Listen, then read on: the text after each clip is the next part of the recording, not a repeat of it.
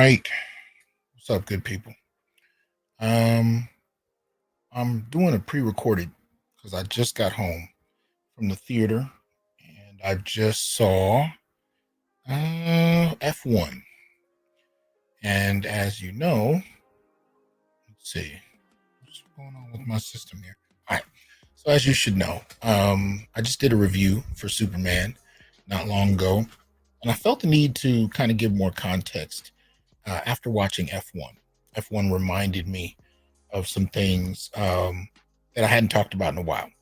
Now, a couple years back, I talked about what I was noticing as a developing medium, TV and film, that has been led by middle-aged white men that have a good degree of Hollywood access, right?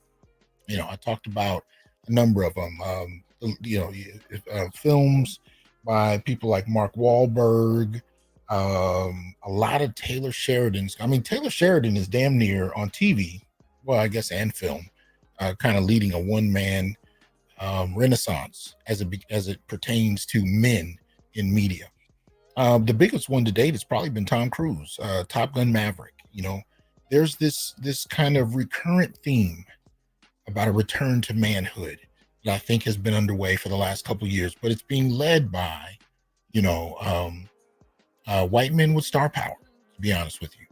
And they've been kind of leading the charge. And there's this kind of gentle pushback against this feminist dominated narrative in media for the last 15 odd years, most especially, where men have to apologize for their existence. They need to, consider themselves inherently evil, inherently the lesser gender, inherently the bearers of oppression and abuse for anyone that is not a heterosexual male. These men have been pushing back against it in very subtle but direct ways. I call it the medium where men get to finish their sentences, right? So if you go watch, again, going to Taylor Sheridan, if you go watch Yellowstone, led by Kevin Costner, right? You got Tulsa King with Sylvester Stallone. You got Landman with Billy Bob Thornton. You got 1883, which is, another, Sheridan show, Tim McGraw and Sam Elliott. You got 1923 with Harrison Ford. They're not domineering, but they're kind of a nouveau reassessment of an unapologetic, unchecked masculinity. But it's not just an unchecked masculinity out of nowhere. It really, like I said, it's a reevaluation, and in it, there's kind of an acknowledgement of an ignored emotional labor kind of role that men play in families and relationships and work environments that have really gone ignored. And this is why I call it a new reevaluation, because it's not just a return to, the 50s, where you just grab some old school actors and reinvigorate that kind of notion of masculinity. That's not what's happening here. They're actually acknowledging the accusations that feminists have made toward men and really the genre of the apologetic male. They're acknowledging it and they're responding to it. See, this is the difference. They're not reacting. They're responding. It's a conversation. It's a discourse. And they're saying, no, there's a lot of stuff in your assessment, in what Hollywood has been doing, that has dismissed. It's throwing the baby out with the bathwater as it pertains to manhood. And so a lot of these projects attempt to reevaluate manhood. And so you got the ignored emotional labor of men. You got the wisdom of men that a lot of feminist influence media refuses to acknowledge that men are capable of bearing wisdom at all.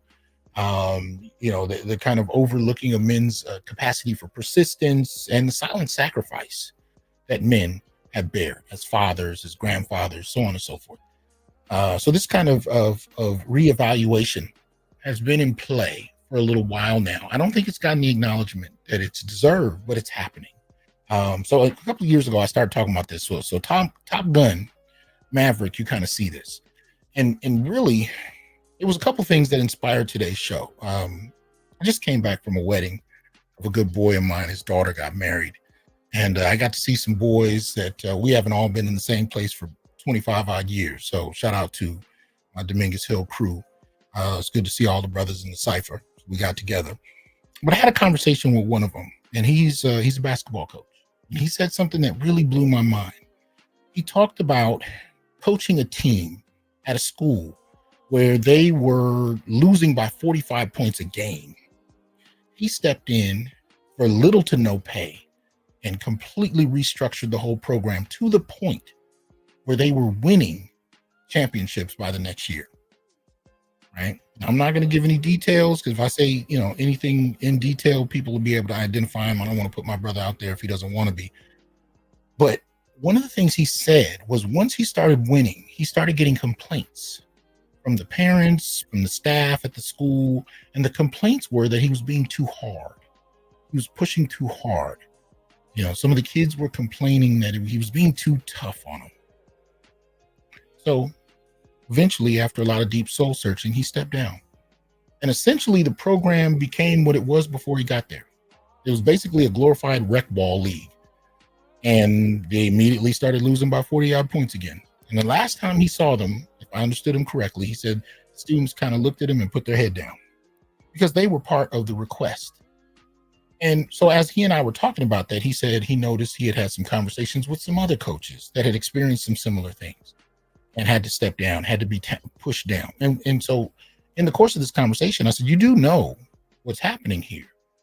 What's happening is there's a kind of purposeful attack on manhood, even on an institutional level. Now, like it or not, these are some of the things that Trump is responding to because he was able to pick up an audience of men who were going unheard by the left. And he's addressing this push we've had against what has been deemed toxic masculinity, right? There's no qualification for manhood in any other capacity, which is one of the reasons I started the Sacred Black Masculine component of my show, where I point out the things that men have been doing for centuries, for eons, and has been going unacknowledged recently. But our point here is there's been an ongoing attack on men, and it's not just happening in media. It's actually happening institutionally. It's happening in our educational spaces. It's happening in spaces where boys were always able to go to learn about manhood, and not just boys, girls, because some of these coaches coach girls basketball, for example, right? And there are qualities associated with manhood that are being dismissed and pushed under. And a lot of the men that espouse and live those qualities are being dismissed and pushed to the side. And so this is what this film tradition is starting to deal with. So I talked about this a couple years ago with Tom Cruise and Top Gun Maverick. And if you really watch the movie, right, one of the things you notice is he keeps grappling with whether or not to retire because he says the Navy doesn't need me. And if you remember, Val Kilmer plays his friend Iceman, who is also now at this point, I might get the term. I don't remember if he was a general, admiral. Forgive me. Don't shoot me. I forget the rankings. But he was in a higher position. And if anything, he was the only reason that Maverick had a job because Maverick would keep going into spaces and pissing everybody off. But one of the things he says to Maverick in the course of the movie is the Navy needs more of you. And this is not about the Navy. What I'm saying is what he was actually telling Maverick in that scene was they need manhood, because even the military is lacking it in a very particular way. Tom Cruise used that film, in my humble opinion, as a vehicle to suggest that manhood had qualities. Now, I'm going to give some spoilers, so if you ain't seen Top Gun Maverick at this point, it is what it is. There's a point where one of the soldiers, one of the pilots underneath him is his best friend's son, his best friend that dies in the first Top Gun movie.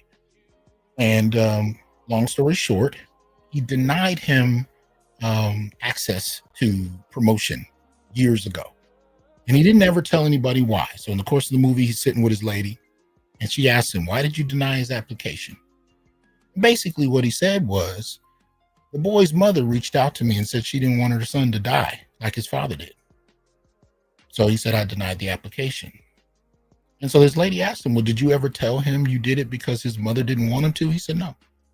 His mother died. Why should he hate her too? So in other words, he bared the weight of this young man's hate, essentially his godson, the last remnant he had of his best friend, living personified godson. And he had to deny his godson the one thing his godson wanted more than anything else, to emulate his father. And he had to bear that young man's hatred, but he did it. And don't get me wrong, it cost him. You can see the look on his face, how much it hurt him, but it cost him, and he did it anyway, simply because this was something his mother requested. Right? But my point is, he bared the hatred of that and spared the young man the truth about who actually, requested that so that he could continue to love his mother unfettered. This was a silent sacrifice, a weight he carried. And he never told the young man, even throughout the course of the film. They found their grounding in other ways, right? But this was an example that I think Tom pushed through with the film. And so there's a number of these kinds of examples. If you go watch Mark Wahlberg in the movie Father Stu, where he plays a real life person who became a Catholic priest and, experienced a life-ending disease. Very powerful film. But why that character? Why at this time? This character who's unapologetically masculine, and because of his class status and lack of education is easily dismissible, but in the midst of bearing this, this incredibly difficult disease, this debilitating disease, offers up a simple wisdom rooted in what I would call a very masculine, kind of personification, and given straight wisdom with it, defying everybody's expectations, even though he's been counted out and dismissed over and over again. Being unapologetic about his masculinity and the expression of it, and the qualities that go with it. I'm gonna go through a few of those qualities when I talk about F1 in a minute. So these are the kind of things. Now, obviously, there's a racial dimension to this, because these are, these films and projects that I've enjoyed in this last couple of years because of its appreciation for the qualities of manhood that are often dismissed. They're overwhelmingly white. They're middle age, but I think a lot of that is also tied to the fact that they have the power to push these projects through in an environment that's hostile to media projects that appreciate masculinity. So it kind of takes that power, but I acknowledge that these at the same time are white men. But I would also argue that you got cats like Taylor Sheridan that sometimes write black men better than some other productions by black folk. Not because we lack the capacity, but we often don't have the power to push through the kinds of projects we want to push through with the kind of resistance we're getting in Hollywood. Now, I'm not saying we should stop. I think there's a healthy appreciation we can have for, even independent black film, and we should continue with that. But this new movement I'm talking about is still growing. And so, in other words, this film F1 is, in my opinion, part of that tradition. This time you got Brad Pitt. Now, Brad Pitt is one of the last of the cool white boys.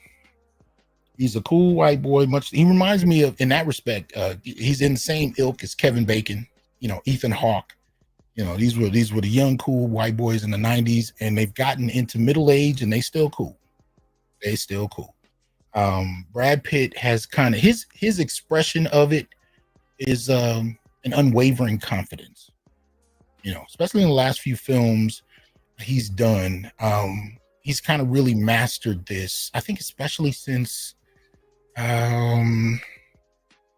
he was doing those robbery films with George Clooney. Y'all know what it is. Anyway, it escapes me at the moment. I wasn't planning to talk about it. But anyway, he's really kind of bared it. So when you see him on screen, these last few movies, much more quiet, does a lot more with his face than with his words. Unwavering confidence. And you see scenes like that in F1 where he's being questioned, he's being insulted, and he just looks at people. His very energy is really, other people's opinions are irrelevant. What I'm doing is what I'm doing. I don't care what other people think. And his character actually says that in the movie at one point. So in that, I'm sitting there in the theater watching this film, and I really just watched it just for something to do. I'm a little mad at y'all because ain't nobody told me to go watch the movie and tell me, and they didn't tell me if it was good or not. But I checked it out. It was good, but what I liked about it wasn't about good or bad. It was about the element the film brought that Superman lacked. I'm gonna get to that in a minute. So as I'm watching this movie, it ends up doing a couple of things. You see, on one end, Brad Pitt's character again represents unchecked masculinity, but masculinity that also has wisdom, has strategy, has a pure motivation based on whatever the focus is, which is in this film F1 racing. But nobody understands him. And as a matter of fact, some people just outright don't like him from the minute they meet him, and he doesn't care. it reminds me of a Clint Eastwood, a John Wayne kind of masculinity, but again, not a return to it. It's more of a spiral in the sense that it's elevating and coming to the same point on a higher level because it's addressing the accusations that have been made about manhood in a very subtle way. In that he doesn't just walk around with his head down, carrying himself as if he can't be anything but toxically male. No, he exhibits wisdom. He exhibits care. He exhibits protection. He exhibits qualities that often go unannounced. Now, let me say, this is the director of the film, and let me see. His name is Joseph Kosinski, and apparently, he not only directed F1, he directed Top Gun Maverick, and he actually directed Tron Legacy, which I thought was interesting because Tron Legacy also had some of these qualities, but in a very nascent form. If you go back and watch Tron Legacy, you have Jeff Bridges, does an excellent job in the film, right? And if you haven't seen that, about to spoil some elements of that too, right? So, picking up after the original Tron film, young man who's in his, I'd say early 20s, finds his father, who is still alive in the world of Tron, in the computer world of Tron. And he's been held there for decades, both in the real world and in the world of Tron. So his son goes in there, and you see this balance of masculinity between father and son. And the main villain of the film is a copy of his father at a younger age. So in a way, you end up having this split division between a false son and a real son. And Jeff Bridges in that world plays the creator of that world. He's essentially God, and the people worship him. But he's not all powerful. He has specific powers no one else does, but he's not all powerful. And the way he's been fighting against his enemy, this earlier copy of himself, preoccupied with ideas about perfection that he's long since outgrown, the way he has to fight him is through not fighting, which is a very Zen concept, which he embodies. He embodies these Zen principles. He meditates, and you actually see light floating around him when he does. It's very interesting. There's a point where there's kind of a stalemate. This is where the contest has existed for decades until his son pops into the world, and his son brings a less wise, more impulsive, more risk-taking masculinity to the equation and changes the whole game. And so at that point, the whole film changes, and they're on the run trying to get his son out to escape. But you see these interchanges of masculinity at different stages, from young and impetuous but risk-taking and brave to stuck in a philosophy that is artificial and doesn't work, which some of us find ourselves in at certain stages of our lives, to our ultimate state of wisdom when we've reached a certain age, we've had a certain number of experiences, and we meditated on those experiences and gained wisdom from it. You get to see all of these shades of masculinity within this family of father and son playing out on the screen. So I find it interesting that Kosinski directs that film and, of course, F1. So you see elements of that here. I think it's important because these are the kind of things that I think we should be advocating for in films. And I want to see films, especially with Black men, where we can kind of show, our experiences in that. Because Black men and wisdom have not been allowed to be in the same sentence as far as the public consciousness is concerned. And we possess it. Many of us do. As much as anyone else, as little as everyone else. But for some reason, men are not allowed to express those dimensions. So, Kosinski does a good job in this film, kind of bringing those elements, that I've seen him direct in other films. And he's not always writing those other films, but, based on the projects that he's done, whether it's that he chooses these projects or that he has a hand in how they're played out. But I think he's on one level or another conscious of this and kind of plays into it. So I just kind of wanted to shout that out real quick because of his past kind of productions. Right now, the problem with James Gunn's Superman, it's entertaining, and I like James Gunn. But the problem with it is James Gunn is kind of stuck in amber in a certain way. As much as I enjoy some of his other projects like Creature Commandos, Peacemaker, of course, Guardians of the Galaxy, and I hate silly characters. The last thing I wanted to see was a raccoon with a machine gun. I could give a damn. I mean, I really can't. I can't stand C-level characters in comic books, and I'm a 45-year collector. James Gunn actually made me like Guardians of the Galaxy just because of how he in a way, humanized all those characters, gave them some three-dimensionality, made them funny, but also gave them some depth. I saw people crying at the last movie. Hell, even at some of the first two. So he brings a degree of humanity to the stage that, or to the screen that I enjoy in his projects. But with Superman, it just highlighted one of his Achilles heels, and that is that he kind of turns all his men into adolescent 13-year-old boys. I think he does it because it's funny, and I think my son was right, and I said this in my first review of Superman. He does it because they're trying to make Superman appeal to a younger generation. And Superman comes across, or at least according to my son, he said something interesting. He said their way of experiencing Superman is video games. So I grew up on the Christopher Reeve, Superman. That was the first one that really set the bar for me. Brandon Routh, everybody that, Henry Cavill, I've seen all of those, but his generation experienced it through video games. And he said, for the most part, we find Superman boring. And I get it. Middle-aged guy, married, has a responsible job as a reporter. He's in most iterations of Superman, both he and Clark are fairly mature, right? Fairly mature. Christopher Reeve played Clark as a little bumbly, but he was still mature. And he still had a manhood to him. If you backed him in a corner, he'd stand his ground and stand up for what he thought. But he kind of, but aside from that, he wasn't immature. He wasn't bumbling. He wasn't emotionally underdeveloped. James Gunn's Superman is that. And I'll say, I like David Cornsweet. I thought he did a good job. I thought he bulked up well for the role, towering at 6'4". I think he played a good Superman. I think the issue I had with it is more how it was written.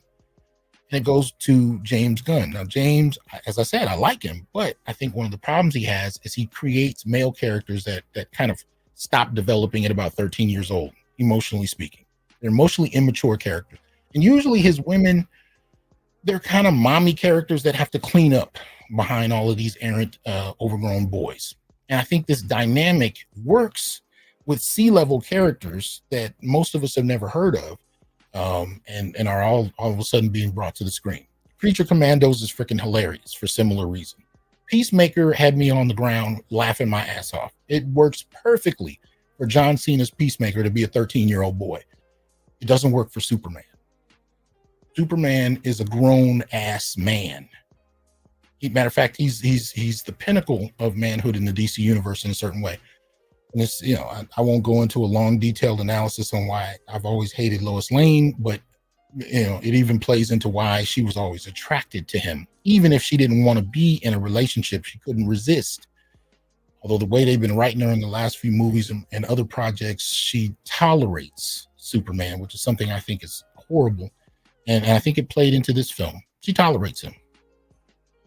She really tries to decide if he's even worth her time on a certain level, which has never been the case, but it speaks to how James Gunn writes Superman. So the emotional immaturity is a factor, but the larger critique that F1 helped me realize about Superman, James Gunn's Superman, is that it lacked manhood. He's still in many ways a grown boy. And I think it's best shown when he's playing Clark Kent sitting in the office, hair unkempt, clothes kind of all over the place. He looks like, he goes to work and doesn't even take a shower. This is something a grown boy would do. He carries himself like a grown boy. He does not carry himself as a man. And I think what would have been good, if you're going to go that route, which I wouldn't agree with in the first place, but if you're going to go that route, James Gunn should have gave Superman what Brad Pitt and Damson Idris kind of give in this performance in F1. Let's see. Let me pull it up just so we can have some faces. You guys know Damson Idris from Snowfall. I didn't watch Snowfall. Wasn't really a crazy fan as far as that's concerned, but here, let me pull this up so you guys can see some faces here. So here we go. Yep, there it is. All right. Now, I didn't know what this film was really about. I knew there were race cars. That's about it. I saw a trailer a few months ago. Didn't watch anything since. So I went into this theater cold, really just looking for something to do. Didn't really expect to like it. Didn't expect to dislike it. I like Brad Pitt. It is what it is. I just thought it'd be a good popcorn movie. What ended up happening is I saw a rite of passage take place. Now, again, the racial elements are there. Younger black male who's young, inexperienced, arrogant, older white male, wise, grizzled, experienced, has something to teach, not a lot to say, very quiet, kind of stoic character. So we go back to some of these principles. But what it ends up being is, this kind of rites of passage film where the old master has to teach this young upstart who really has no desire to learn from him. If anything, sees him as a threat. And who has no father either. Apparently, both men actually lost their father at a young age. So there are going to be some spoilers if I haven't said so, but I'm not going to do an overview of the entire film. But I am going to say there are going to be some spoilers. So if you haven't seen it, it is, you might want to check out if you're interested in not knowing anything about it. But they both lost their fathers at a young age, which is not a big part of the film. It's a minor side statement, but I'm including it here because I think it plays a role. In this, so Damson Idris, I don't even know if I'm pronouncing that right. But anyway, yeah, Damson Idris. So anyway, he's the young upstart. He's talented, but he's inexperienced. He's hard-headed. He's arrogant. He's also very afraid of his career stalling before he really gets to act out. And Brad Pitt's character plays a grizzled journeyman driver. In other words, he literally just goes from racetrack to racetrack in different forms of racing, which I thought was very interesting. He hasn't done F1 driving in about 30 years, but he has, mastered different styles of driving, different types of driving. And he's a consummate professional. He's extremely good at what he does, but he's a little reckless. But it's a recklessness that is also rooted in wisdom. It's not recklessness for the sake of recklessness. It's not a young man's recklessness. It's a strategic recklessness that is purposeful in what he does. He just doesn't always share what he's doing and why with those around him, especially if he doesn't trust them. And so throughout the course of the film, you see how he influences every environment he steps into. So he's asked by an old friend to come in and save this F1 crew from going under. They're about to lose. They haven't won anything. And if they don't rank by the end of their particular season, I think there was something like 9 races left when he's brought in, they're going to fold. So his friend is asking, Brad Pitt's character to come in and race for him, just to save his racing team from going under. Now, I'm not going to get all the terminology right. I know little about F1 racing, so forgive me.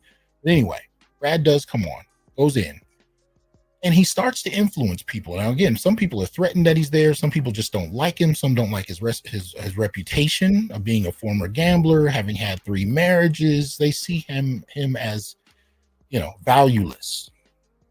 Others know of his skill and talent. And, others don't know anything about him at all, right? He navigates all of these relationships simply by holding on to some principle. He keeps his word. In times you wouldn't think he needs to, but he's very consistent. He's quiet. He doesn't speak very much unless he absolutely has something to say. Most of the time, he'll just look at you. And if you say something stupid to him, he'd look at you and smile. And then he'd keep it pushing, right? A very kind of stoic masculinity. But I'll name off. Matter of fact, hold on. I actually put them up because I literally wrote these while I was sitting in the theater. Okay, let me take this down so you can see. These are some of the things I noticed in the course of the film. And these are kind of at random, but these are all of the masculine qualities that I saw in the film. Mastery, leadership by example, strategy, competition, measured aggression, detachment from others' expectations. And this is most of these qualities he demonstrates to others in his actions. Some of them he articulates out loud, but very few. This is one of the things he imparts to the young damson. His character, he teaches him to, give less attention to other people's opinions about him. Focus, clarity, stoicism, courage, risk taking, right? But again, as an older man, he's not risk taking for the sake of doing it most of the time. He does have a moment where he has an emotional crisis because he's human. But throughout the film, he's actually mostly consistent. His risk taking is highly strategic. He's a master driver, right? So the things that he does appears to be an accident, and it takes a while for everyone to catch on to why he's doing it. And most of the time, what he's doing is ingenious, right? But nobody knows, and he doesn't share his plans until people start to trust him and he begins to trust them. So clarity, stoicism, courage, risk taking, unspoken pain, right? Much like I talked about with Tom Cruise's character in Top Gun Maverick, experience, right? Which is tied to wisdom.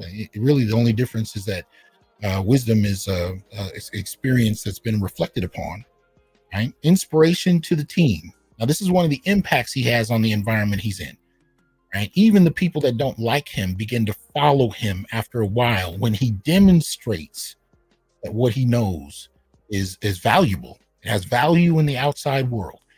What I meant to say in the next line that I should have erased here, but I was saying, like in Biker Boys, he actually drives because it's really a form of meditation at a certain point. Meditation is not really the right word. He reaches a state of pure kind of wisdom in action. Everything goes silent, and it's just him and the car. And this is something we see in the film Biker Boys with Lawrence Fishburne, and it's played out there too, where there are spiritual masters that take what they're doing and elevate it to the highest degree. But no one said that was limited to spirituality. You can apply it to anything: swimming, skydiving, motorcycling, whatever you're into. For me, it was drawing. As a kid, I spent years, just on the floor, 13 hours a day, especially in the summers, just doing nothing but drawing. And I was in a world unto my own. It was just me and a pencil and a piece of paper. And I felt like something was guiding my hand. I was in a meditative space, but I really had never heard the term meditation before. But it was such a peaceful space, and I had no stress, no worries. It was a world unto my own. So when I saw those kinds of narratives in Biker Boys and in F1, I understood immediately what that was. There's a purity to it that separates you from ego. It separates you from materialism. It's just purely the soul of what you're doing. That's considered the highest quality of expression for whatever it is you're doing. And again, not something that we often see men do at this point, because men in popular media today are monsters, are rapists, are abusers, or toxic, or oppressors. All of these kinds of and there's severe differences between different groups of men, but none of that is qualified for all men because they have penises are inherently bad. But in this film, you actually see what I would argue is the highest quality of meditation as it pertains to a certain gift. And in this context, it's driving. The way he carries himself with women is very stoic. It's that you can appreciate a woman, you can engage a woman, but he never makes a woman the point of what he's doing. And this is something we've been hearing online for over a decade, to focus on your work, focus on your craft, focus on what it is you're here to do. And she can be, if you frame it that way, a welcome addition to what you're doing. She could be a welcome presence, especially if you don't allow yourself to bring in anyone that brings nothing but chaos. Nothing but peace. If you only allow people that bring peace into your space, she can be a welcome addition, but she's never the point unto itself. And so this is one of the qualities you see him exhibit in the film. He doesn't make a woman more of a priority than his work. And he's able to actually enjoy the engagement for what it is without disrupting the rest of his life. But anyway, so that's one of the other points. And it's toward the end of the film, you start to notice it actually becomes a rite of passage for Joshua, who's Damson Idris's character. And the film doesn't present itself this way. It just hits you as you watch it. And at the same time, it hits Damson, or his character, again, Joshua. You don't realize what it is. Everybody, including Damson, begins to take his leadership because it's demonstrated. And so it's a very interesting rite of passage film. And ultimately, what I'm saying is, let me see, move this back. So there you go. Damson and Brad, and they butt heads a lot of the film. Brad sees his character, Damson's character is arrogant. Damson sees him as a talentless, old man who doesn't belong there. But over time, he starts to understand that the old man is actually extremely gifted and has to learn from him. But it really isn't about racing. And this is what men have known for the longest, especially in the Black community, because a lot of us have become community fathers in a variety of ways. Lately, it's been online, but we've done this for generations. We've been coaches, especially in basketball, football, whatever. But the point was never just about the sport. We turned things into rites of passage. We took what boys were interested in and we turned it into an opportunity to make them men. And that's what happens in this film. Damson becomes a man by learning from an older, wiser man who is using racing to teach him principles of manhood. And I think in that respect, this was a lost opportunity by James Gunn, because if anything, for an immature Superman, a rite of passage arc would have been good. I think it would have been necessary, and I think it would have rounded out the film. And again, these are the kinds of things you see in a lot of Taylor Sheridan's work. There's a lot of kind of things you've seen in a current slew of films. I think if James Gunn had incorporated a rite of passage for this immature Superman to grow into his manhood, the way Damson Idris's character kind of begins to do that in this film, I think it would have added it would have added a level of nuance that would have spoke to multiple generations. And I think James Gunn was purposely targeting younger generations, trying to bring them in. But you don't need to alienate other generations to do that. You can do both, because people who aren't ready to appreciate the nuance of it will ignore it anyway.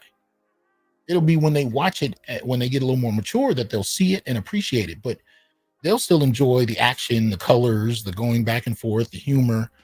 But those who are a little more mature will appreciate that you added these elements in, and they'll enjoy it for a whole different set of reasons. And this is why I think the early MCU kind of approached this better than the early DCU, because the early MCU had layers, right? They had layers, various levels of kind of narratives going on in the film. Some that spoke to old school comic book readers like me, some that spoke to the people who never even heard of these characters. They mixed it up.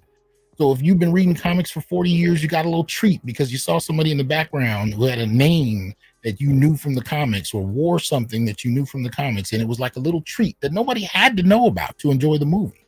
But, they spoke to people at different levels of appreciation.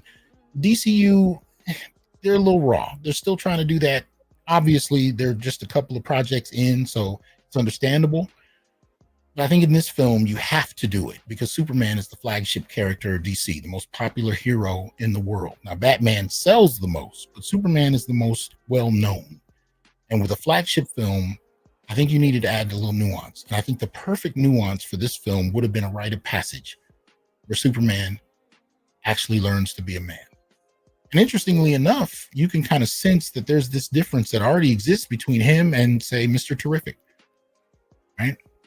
That would have been an interesting kind of framework to watch Superman actually learn some principles that take him to another level of maturity from someone like Mr. Terrific. But it didn't have to be Mr. Terrific. Hell, if they'd have done Ma and Pa Kent, well, it could have been from his own father.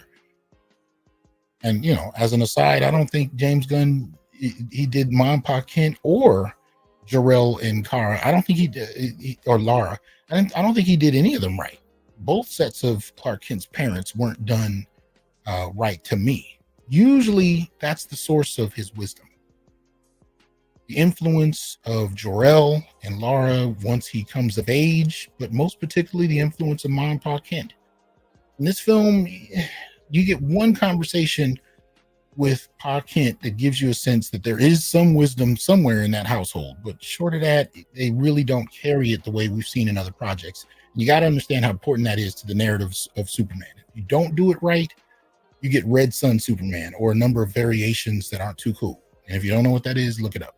Red Sun, where he crash lands in, I think it was Russia, right? So, anyway, so my point though is I think it would have been useful if he'd picked up on what F1 picked up on, or more so if he would just come into contact with this renaissance in manhood in media. And I'm really hoping it spreads and that we see a little more of it. I think you got a little bit of it in Sinners with Ryan Coogler. Coogler does men pretty well usually. I mean, go back and watch the first Creed movie.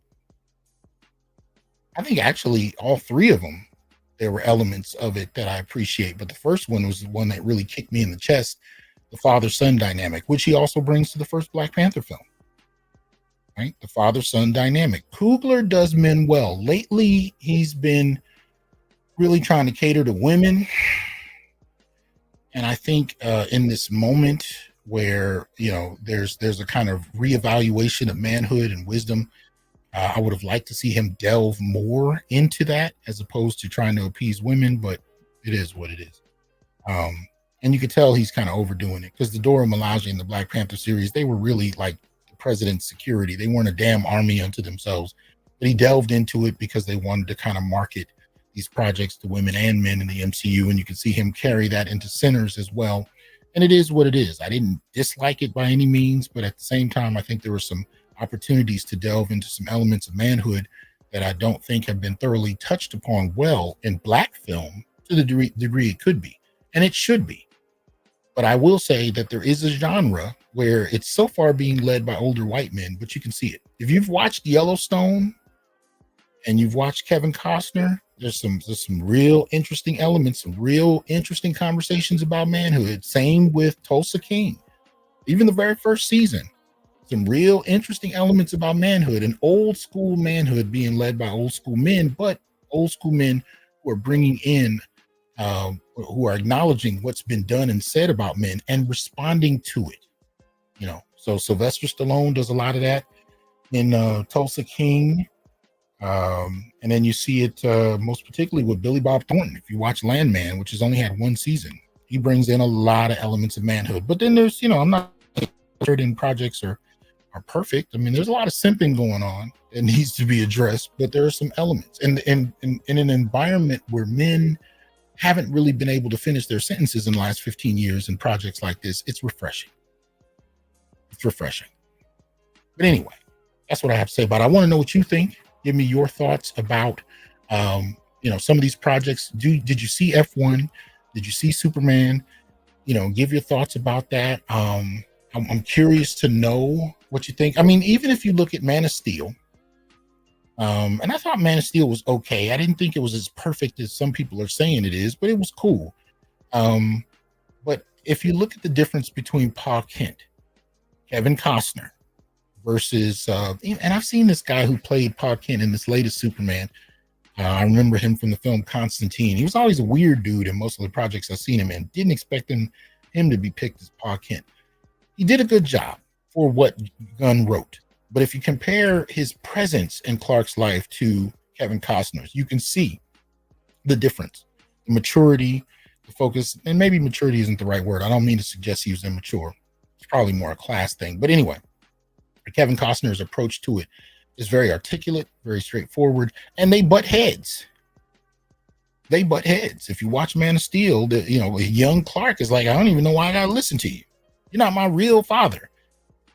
Kevin Costner, his approach to Paul loses his life to make a point to this young man that he knows is going to change the world. He's willing to lose his life to impress upon this young man a value system that he knows if Clark doesn't get, he will not reach his potential. Even in Man of Steel, it's a shortened arc. It's not as widespread as say in F1, but in Man of Steel, there is a rite of passage. And it really ends for Clark with the death of his father, Pa Kent. And then you have the subsequent death of his Kryptonian father, even though he's only software. right? Where he plays, the kind of AI system in the ship. So he gets another opportunity to meet the consciousness of his father, not his biological father's emotionality, but he gets introduced to the consciousness of his father. And his father helps to further push away any limitations that Clark has and helps him find his fullest self. And this is exemplified in his learning to fly while listening to the words of Jor-El. See, all of these things symbolize a rite of passage. Clark in that film goes from teenager to man under Henry Cavill's performance. You see a rite of passage. Now, you don't have to do a rite of passage in every Superman film, but again, if you're gonna have David Corn Sweat play a 13-year-old boy, emotionally speaking, he needs to have a rite of passage, and it could have done this film a lot of justice. Anyway, give me your thoughts. Curious to know what you think, and let me know if you think that would have been a good thing to add, and what else might have been useful. All right, check out F1, check out Superman, and if you haven't already, definitely support Sinners, which is available for streaming now. Even if you found the film in alternative ways, give Ryan a couple of dollars because he deserves it. All right, take it easy. Peace.